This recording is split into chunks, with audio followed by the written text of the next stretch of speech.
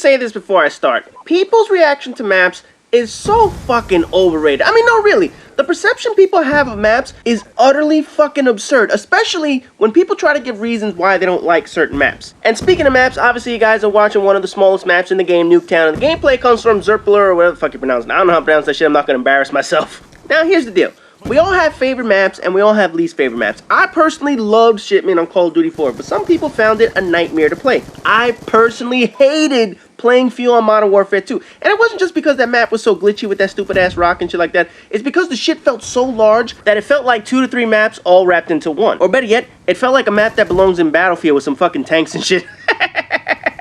But the most insane reason people hate maps is because of this bullshit reason. This map is made for campers. What the motherfucker does that mean? How are maps made for campers? Does it have a campsite or a porta potty on the motherfucker? Does it come with bears and raccoons trying to steal your Scooby snacks or some shit? No! As fucking clueless as Infinity Ward and Treyarch are, they do not create maps with campers in mind. They just don't. They've actually made attempts at stopping corner campers and building campers. The problem is, campers always find places to set up shop on any map. Fact is, if there's a 90-degree angle, a corner camper will sit there. If there's a waist-high box at a choke point, a camper will sit there. If there's a building with one entrance in, a camper will set up shop in there. These are not maps built for campers. These are campers finding a way to play like bitches on any single map. Unless you create a completely circular map with no cover and 360 different spawn points in a circle, there will always be a spot for a camp. I mean, on a side note, I want a completely circular map like that. Think about it. You could call it the Killing Field or the Circle of Life or a Circle Jerk for Life. I don't give a shit, whatever floats your boat. But this would be the greatest map of all time. 360-degree, perfectly circular map with no cover. Basically, you just kill motherfuckers on that shit. But anyway, no map will ever be perfect. Sure, there are some great maps that were created. Sure, there are some shitty ones. But that's all an opinion of an individual. There's no objective rating system that grades maps based on how they were built. So you can't blame the developers for maps that you don't like personally. I'm sure if we conducted a poll right now, you would see different reactions to different maps. If I asked you guys, what do you think of Crash on Call of Duty 4? What would you say? If I asked you, how much did you like Dome on World at War? What would you say? What do you think of Favela, or Havana, or Underground, or Turbine? But even with all these maps that have been created, there are a few lessons that Infinity Ward and Treyarch have learned over the years to at least try to make the maps fair. First lesson, fewer rectangle-shaped maps. If you think back to Call of Duty 4, a map like Ambush, or Downpour, or Wetwork was a spawn trapper's wet dream. Capture your flag, capture the B flag, and keep a team pinned down an entire game without letting them out. There were only a few spawn points and very few pathways to get out of those spawn points, so basically you kept an enemy trapped and it was the easiest way possible to win. Now obviously a map like Hijacked on Black Ops 2 falls into that rectangle category, but certainly not as many as the earlier games. For maps to be fair, they need to be more like a triangle map or a circle shape map or any other geometric fucking pattern other than a rectangle. Basically, the wider a map is, the more escape routes and spawn points you create for even teams to play a more competitive game. And notice I said even teams, because obviously if you have a very good team and a very bad team, the very good team's going to win no matter what. But we're talking about even teams not having a map beat them.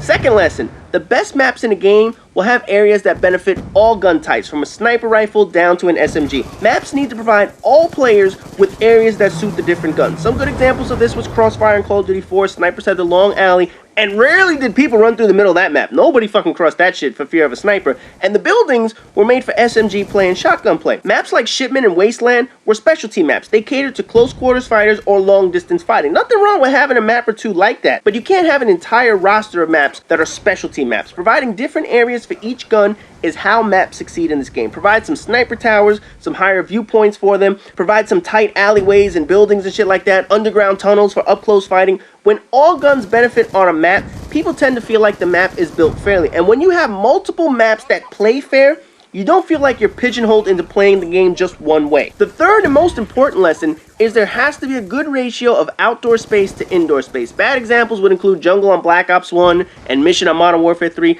Very little indoor space to protect you from vehicles, and they were mostly outdoor maps, which led to a number of people using those avoidance perks that we all talked about. Arkaden in Modern Warfare 3 and Asylum in World at War, they were building maps. Basically, there was not a lot of outdoor space. So a good example of outdoor to indoor fighting would be a map like Firing Range on Black Ops 1 or Terminal in Modern Warfare 2, Hard Hat in Modern Warfare 3. They had a very good ratio of outdoor outdoor to indoor space. But there are a few things missing from Call of Duty that can only be added with this new engine. You guys remember from my very first video, I did discuss the new engine the game needs. Now obviously, Call of Duty just announced this new engine, and while the details will emerge over time, the few things I would want to improve the maps can only be done with the new engine. First of all, environmental damage, and I'm sure the Battlefield fans just jumped up and said, stop ripping us off. No, but this is real shit, man. We don't need Battlefield-type destruction when you can take down a whole fucking house. But maps should have some level of destructible environments with certain weapons or kill streaks and shit like that. You know, I have a hard time fucking watching a straw house in Africa held together with spit and boogers as the fucking glue, holding shape when an AC-130 howitzer missile nails that motherfucker. I mean, that's total bullshit, man. We don't need maps where every fucking house is blown up, but at least something to alter how the maps play and shit like that. I mean, considering I want a bunker buster kill streak and the howitzer shot from the AC-130 to do what it's supposed to do, I would like some form of building damage and environmental damage. I want more than a fucking fire hydrant or exploding car blowing up in the game, especially when you consider how powerful the explosives in this game really are. The other element that's missing is true weather effects. And I'm not just talking about making it rain or snow on a map or shit like that where it has no effect other than visual. I want actual effects. What I would do is I would take all the original maps the game creates. So let's just say you have 10 original maps. I would add a brand new map that adds a weather effect to it. So you keep your original 10 maps and then you start adding weather effects that you can play in other game modes. So let's say you have a normal looking map on a sunny day and whatnot. How about in the weather related map of it, it'll have freezing cold, and that affects anyone who stays outside in the cold too long, where you risk exposure and your body begins to slow down. Aiming down sight slows down, more gun sway from less concentration because you're so cold and shit like that. You get what I'm talking about? We can have maps with limited visibility due to rain or sandstorms. You know, you can't see shit in front of you. Thus, it limits the vision of where you can actually see your enemies and whatnot. Or you can have heat waves where your character loses the ability to run from overheating. Or my personal favorite, wind gust. Shit that'll make your character completely off with your aiming. Imagine that shit. You're sniping in a fucking hurricane only for the bullet to get completely blown away mid-flight. That would be some cool shit. It would annoy the fuck out of people, but it'd be some cool shit. Now, of course, like I said, this wouldn't be a normal rotation map. It would be separated from the group in some sort of specialty game mode or something like that. But just imagine the effects you can create just with weather. And it could be a number of things, just from slipping and falling in the rain when you're trying to run or some shit like that, or reloading slower in colder weather, or needing to find water supplies on desert maps to remove the effects of heat. There are countless ways weather can add effects to the game, but this can only happen with this new and improved engine that Call of Duty is trying to release. If Call of Duty tried to do this on the current engine, it would be half-assed, like all the Treyarch attempts with these gimmick maps and shit like that, which, by the way, let me talk about this for a second. Treyarch, just stop. I mean, seriously, just stop with the bullshit gimmicks on maps. Just because one of your programmers learned how to do something that programmers from other more talented studios did a few years ago doesn't mean you should add it years later. You just make yourself look foolish each and every time you do this. I mean, just look at the gimmick maps they've had. Rockets blasting off, bridges collapsing on that ice map, trains coming through stations at high speed, garage doors open and closed, lava flowing down a fucking hill. I mean, really? Do you think this half-ass attempt at adding shitty gimmicks to a map isn't fucking laughed at by other studios when they see how pathetic your programming really is? I mean, you tell people, oh, we've modified our ancient engine and it allows us to have these new and creative ideas. Bullshit, man.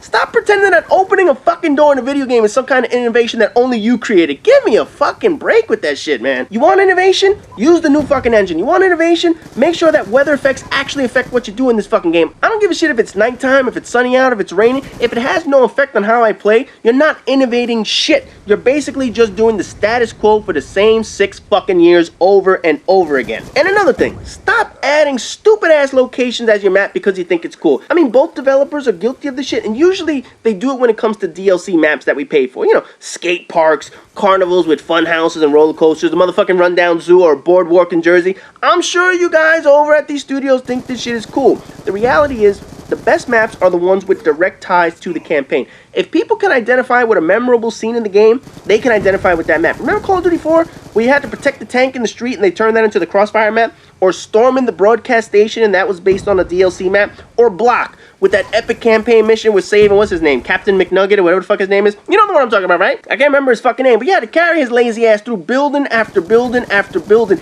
and that was the Block map. That's where your success comes from. Not from a gimmick idea location, not from stupid shit with no connection to the plot of the game. If your campaign is on point, then most of your maps will easily come from those. When your campaign is all fucked up, That's when you come up with these shitty locations. You know, if I want a skate park, I'll play Tony Hawk. If I want to play in a fucking fun house with clowns, I'll go play Twisted Metal. If I want to play in a stadium with a miniature hockey rink, I'll go play NHL. Unless your ideas include a shootout at a titty bar, then your maps have no context with the storyline. If you want a map at a university, have a mission in the campaign, go there. If you want a map on a moving train, have a mission in the campaign, go there. If you want a map at a museum, have a mission in the campaign, go there. And of course, the titty bar idea wouldn't hurt either.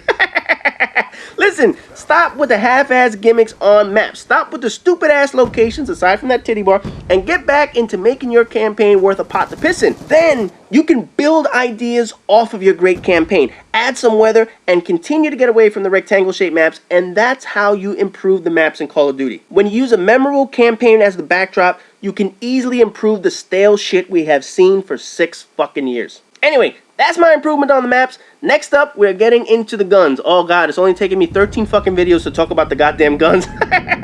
Anyway, as always, rate, comment, subscribe, and all that good shit, and I'll see you guys in the next BluePrint video.